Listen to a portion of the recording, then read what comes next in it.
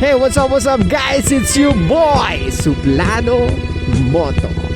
Okay, for tonight's vlog, let's talk about nothing special with strong, independent woman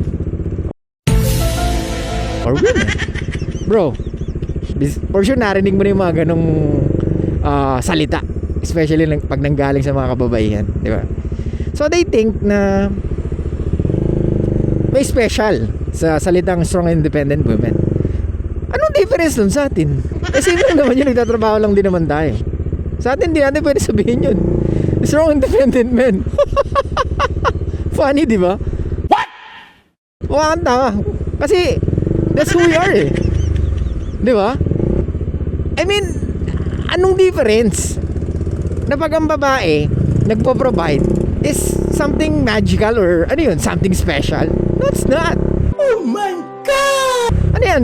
iPhone 16? Tapos iPhone 16 Pro? What? I don't think na there's a difference between a man that working and a woman a woman that working. Di ba? We all same paying bills, Brad. Ladies, come on. Wala pang special sa pagiging independent woman. Well, it's a good thing that you can provide for yourself. But at the end of the day, you still need or you still want a man that can provide for you. Kaya nga, merong kasabihan or may saying na my money is my money, my boyfriend's money or my husband's money is also my money. Di ba?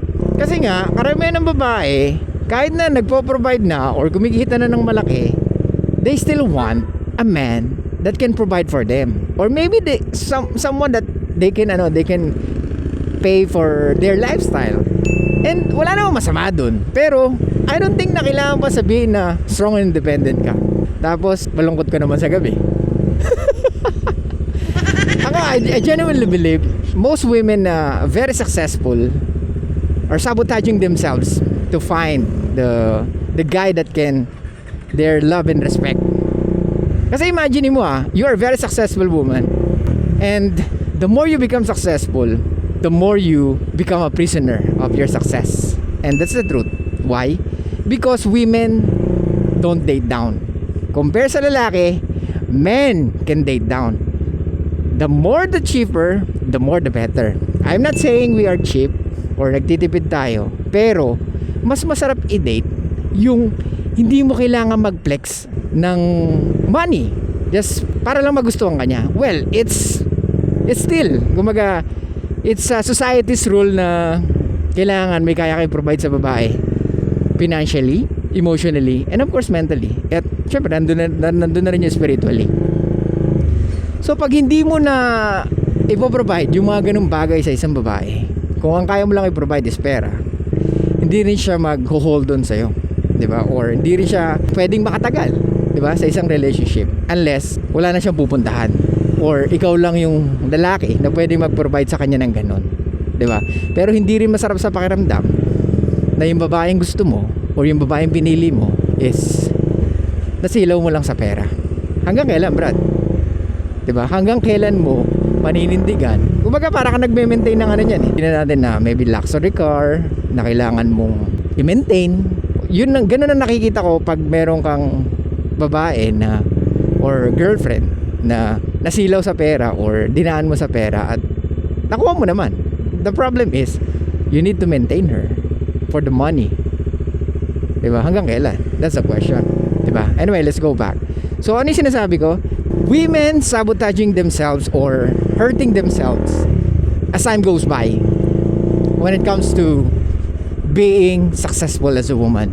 Because most of us or most of men or most of people are living in an average life. Eto ladies, explain ko mabuti. Kaya ako naghahanap ka ng successful na lalaki at naging successful ka at the age of 30 years old, it will be difficult for you to find a guy. Kasi how many percent lang yung mga lalaki na successful at makikipag-commit sa isang babae na edad is 30 pataas. Tandaan nyo ladies, ang babae na successful, hindi ka naging successful ng 22 lang or 20 years old lang. Most of women na talagang naging successful, or majority of women na naging successful is talagang umidad, di ba? Or talagang maraming pinagdaanan. Bibihira yung at the age of 22, di ba? May maliit na porsyento na makita mo ang isang babae at the age of 22, or maybe na at the age of their sexual market value na nasa peak sila is very successful na sila. Lahat, karamihan ng babae na naging successful is talagang nasa edad na 30 up. And hindi maganda sa babae. And syempre, as a guy, let's say I'm very successful. Men and women are very different. Okay? Kaya hindi mo pwedeng sabihin na kung anong kayang gawin ng babae is kayang gawin ng lalaki. Kaya eto na lang, pag-usapan na natin yung pagiging success. Ano yung sinabi ko kanina? Like I said, women become prisoner of their success. Men get more freedom when they become success. So nakita mo yung pagkakaiba. Bakit ko sinasabi yun? Ang babae, kasi nga, women cannot date down.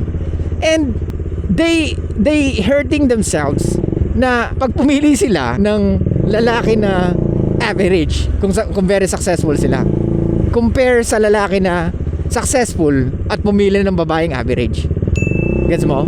And when a woman becomes successful, we have this kind of thinking, especially sa guys, na ay, naging successful siya, so for sure she's very combative, she's very opinionated, she's very entitled, di ba? Syempre bossing, di ba? So nandun yung nagiging masculine siya. And most men, we don't want to deal with that kind of energy. Why? Tsaka imagine mo, ladies, ganito na lang, kung successful ako, why do I need to choose a woman na nasa 30 plus, nabibigyan ako ng sakit ng ulo because she's very successful, na laging, alam mo yun, laging may say sa lahat ng ginagawa ko, or maybe we always fight for something na we just want to prove something. Alam mo yun? Yes, I'm not saying na majority of women are like that, pero how can you be successful kung hindi ka opinionated, kung hindi ka combative, di ba? Kung napaka-nice mo, di ba? Lahat ng naging successful is talagang may boundaries, or merong sign of leadership. Paano susunod yung mga tao mo sa'yo, or paano mo mapapaniwala, or yung mga tao na nakapaligid sa'yo, kung wala kang signs of leadership, kung hindi ka gagamit ng pagiging combative mo or opinionated mo, di ba? Hindi pwede yun. Lahat ng successful na tao is gumamit ng, hindi naman dahas, pero ginamitan ng matinding stress. Hindi ka magiging successful na hindi ka na stress. Ano yun? Ano ka, tumama ka sa loto? Nung araw, ang nanay, tinetrain niya yung anak niya kung paano maghanap or makahanap ng lalaki na magtataguyod sa kanya, at kung ano yung mga dapat niyang gawin. Inire-ready na siya sa kasal niya, bata pa lang, because that's a traditional, di ba? Ngayon, iba na. Ang laging tanong na ng kababaihan, nasaan ang mga lalaki na magkukumit sa aming mga babae? Di ba? Karamihan ngayon, hindi nila alam kung saan sila makakakuha ng lalaki na magtataguyod at makakasama nila sa panghabang buhay. Kaya nga, ewan ko sa mga babae na to, na lagi nilang iniisip na there's always someone out there, or someone na the best, someone na nakalaan sa kanila. The grass isn't greener on the other side.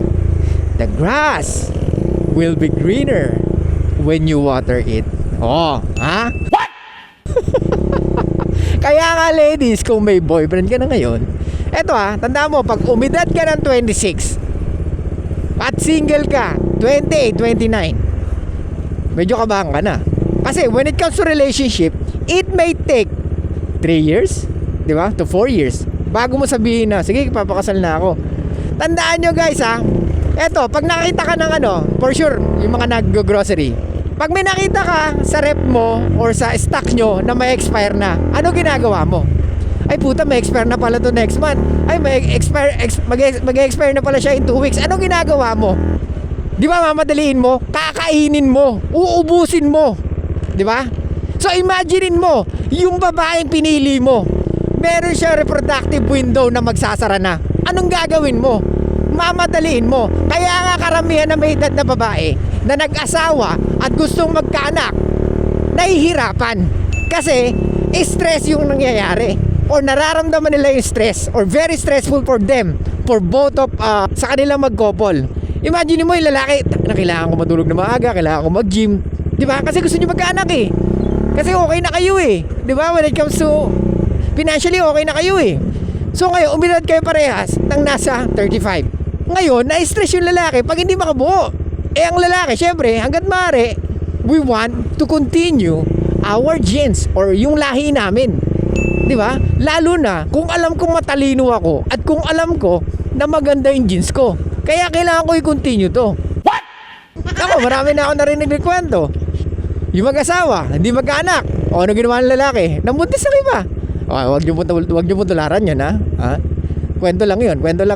Pero totoong nangyari yun. Pero hindi ganun ang way. Kaya nga, balik tayo doon. Kaya nga, very stressful for both of them na mag-anak. Kasi nga, magko-close na yung ano niya eh, yung reproductive window niya eh. So that's the problem when you wait until 30 years old for women. Ano sabi sa research? Single women will increase by 2030 to 2040, and more cats and dogs will become more priority. Sa China, mas maraming cats and dogs na alaga ng mga couple.